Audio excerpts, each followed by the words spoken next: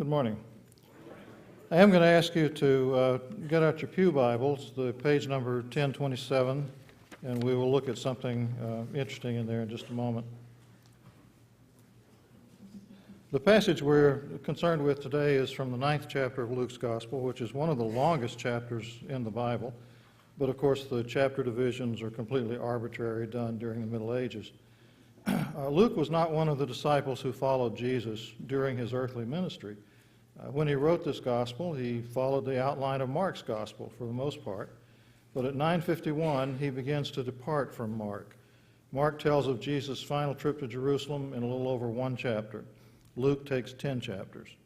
Biblical scholars refer to this as the Great Insertion. Both Mark and Luke end the journey with Jesus' arrival at Jericho.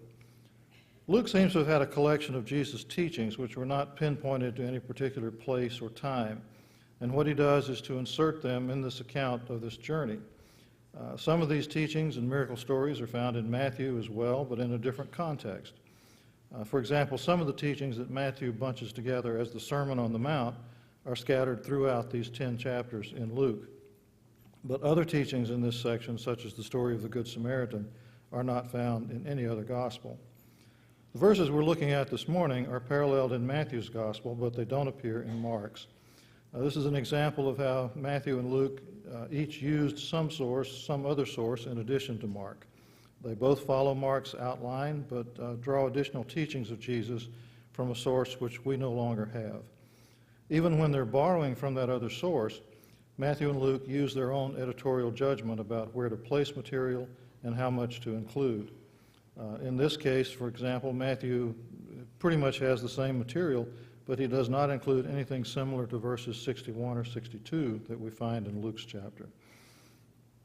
This is now where we look at your pew Bible. In older translations of verse 55, you'll notice, if you look at verse 55, at the top of the right-hand column, then if you look down at the footnotes, you'll see some manuscripts say, or some manuscripts add, and there's another verse in there which appears in some manuscripts but not in the oldest and the best manuscripts.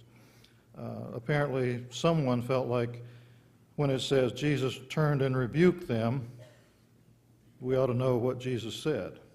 And so we get that extra verse. You do not know what kind of spirit you are of, and so on. Comparing these three Gospels reminds us that no matter what theory of inspiration we hold, human beings were involved in the creation of these accounts. The authors are not just taking down dictation. They were actively using their minds, their judgment about how to tell the story of Jesus most effectively for their particular audience. And now we'll read the passage, Luke 9:51 to 62. As the time approached for him to be taken up to heaven, Jesus resolutely set out for Jerusalem.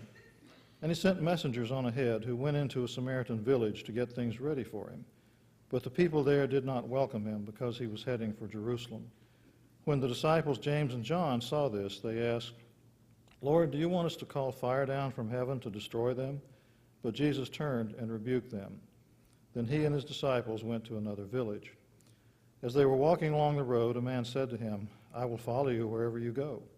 Jesus replied, "Foxes have dens and birds have nests, but the Son of Man has no place to lay his head." He said to another man, "Follow me." But he replied, "Lord, first let me go and bury my father." Jesus said to him, "Let the dead bury their own dead, but you go and proclaim the kingdom of God." Still another said, "I will follow you, Lord, but first let me go back and say goodbye to my family." Jesus replied, "No one who puts a hand to the plow and looks back is fit for service in the kingdom of God." This is the word of the Lord.